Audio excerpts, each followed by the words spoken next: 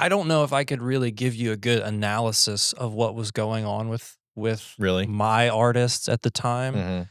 I just know that for 2 or 3 solid years, people would be like, "How are things going at the studio?" And I was just like, I don't, whatever it is, it's not enough. Like, Yeah. Yeah. I don't know. It's not Yeah. working, but I'm still trying to But make I'm it still work. doing it. Yeah, Yeah. It's not working, but I'm still doing it. Yeah. Well, it's I think I feel like anybody who does what we do for a living has gone through a season or 2 of that, and then reinventing yourself and figuring out some things. And You've done it 3 times. yeah, pretty much.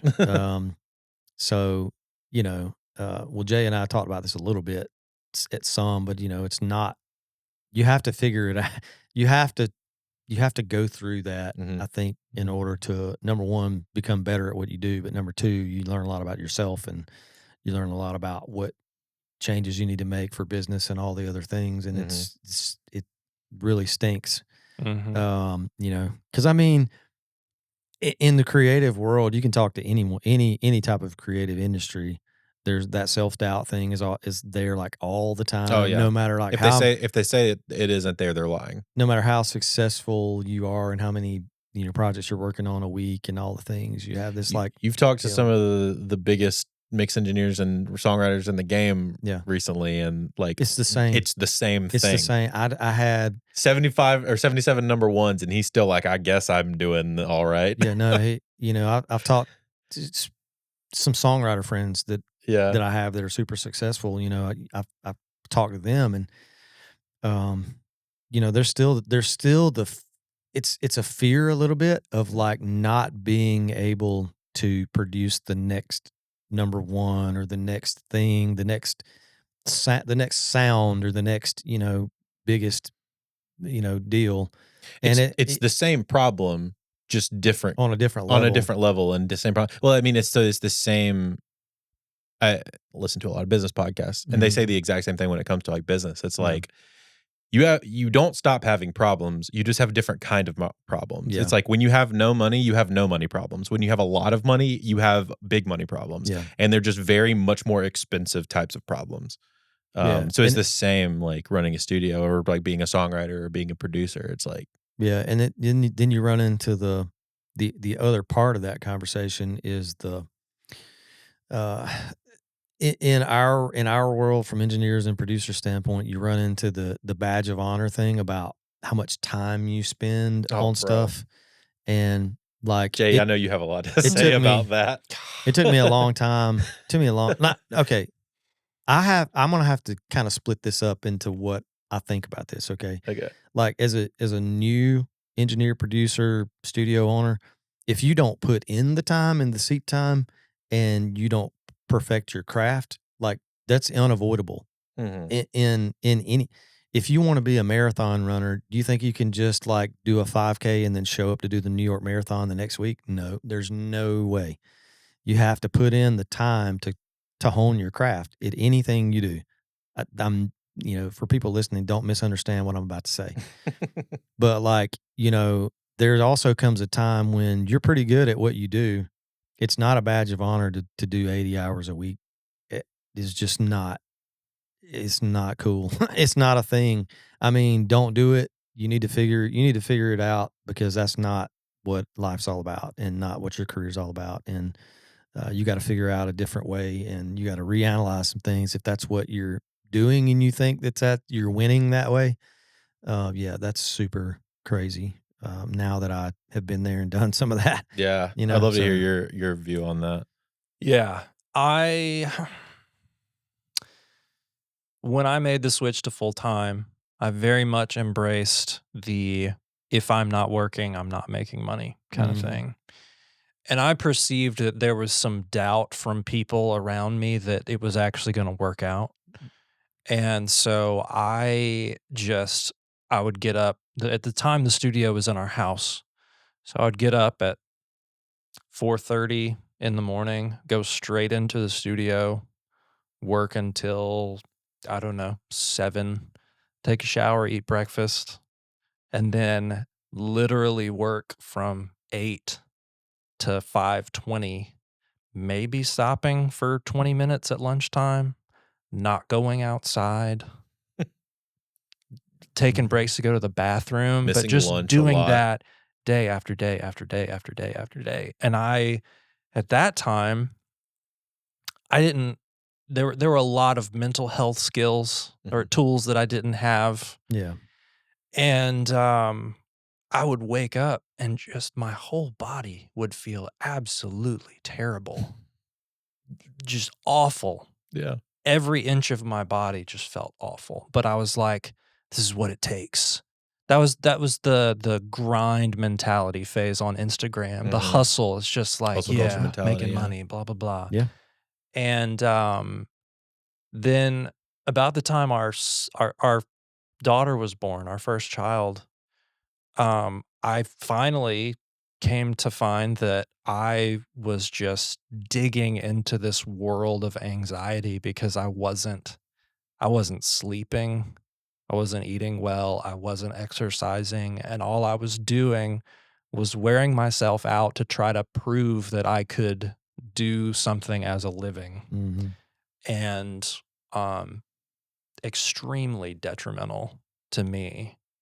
And probably a lot of people around you as well. Yeah. Absolutely. Yeah. And it's still a struggle sometimes, but I have tried so hard to stay 9 to 5, not answer emails after 5 o'clock, not answer emails on the weekend. Like, we'll talk about it later. Yeah. You know, I'm with my family right now. And there are some times that I'm so consumed by trying to solve a problem with a current project or something that I'll be like playing with my kids and suddenly remember this thing that's going on, and my mind will start trying to fix the problem, and I'm staring at the wall and like a football will fly past my face. My son's like, "Dad, why aren't you happy?" I'm just like, "Oh no." Oh God. Oh. Okay. Thanks for asking that, son. Yeah. Great question. Breaking me out. Yeah. Yeah. And my wife and I honestly have had to have a lot of hard conversations of like, it's like music is the thing you love.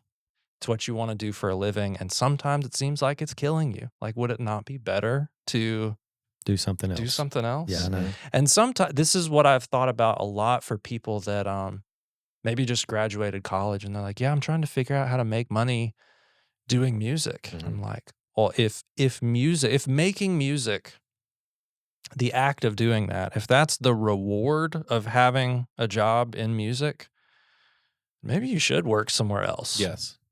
Because as soon as you try to monetize the thing you love, there is an immediate exponential growth of risk that you're going to hate it. It's just it's not going to work. Well, I think that's a really good point, is if you're going into it and it's like, what are your expectations for this? Like coming out of, let's say, coming out of college or coming out of high school, and trying to be like, I want to make money doing music. It's like, all right, well, first of all, it's a lot easier ways to make money. Like, if your goal is to make money, do something else. Don't go into the music industry. Well, so for instance, there's like plenty of friends of mine that started in music. I'm sure you have this too. I'm sure you have this too. It's like started in music, grew, and were like, they figure out that they're more entrepreneurial than they are a music person, which I totally get. I totally understand that. I have that bug as well.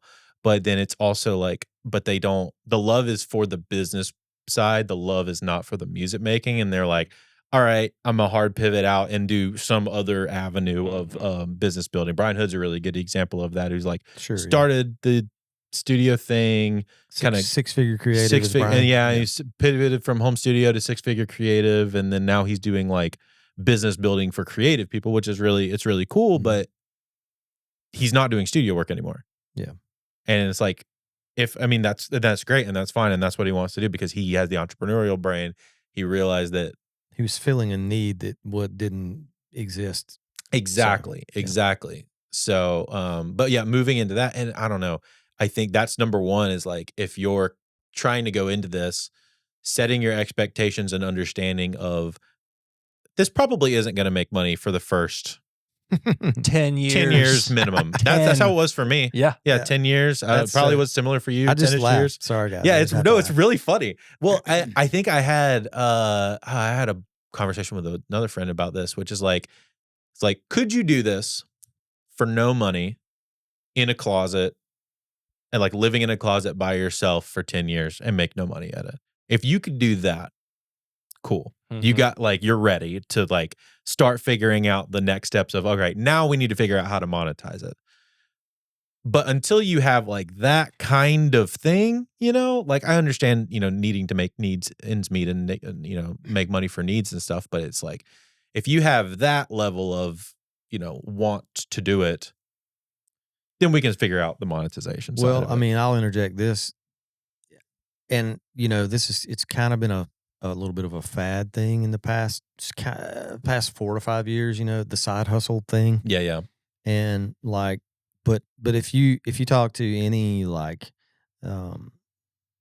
business people who do really well in business, you know, like they're making money while they sleep with something, or they have a side business that makes them money that they don't really have to put a lot of time into. And music industry professionals have figured that out as well. And there is no shame in like, I don't mind telling you, like I do camper RV rentals on the side. Have no shame in telling you. We have the media company that does podcast work on the side. We started a subsidiary company of the studio that does video and podcasting work and stuff this past year. So being able to, I mean, I'll use the buzzword side hustles. You know, if you want to have that, you need it. If you think you want to have it, you need it, because it's just a smart thing to do.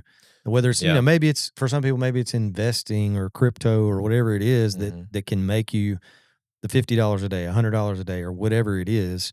Like that is the smart thing to do if you want to do what we do. That's not like a compromise. You're not compromising doing this full time, bringing in a side hustle. My gosh, yes. Having the beat down mentality of it's not the only thing I'm doing, therefore I'm failing. Correct. Right. But that's also the perception. If you know what I mean, it's so dumb. Yes, but it's a thing. I mean, like I understand. Unfortunately, but yeah, it's very stupid.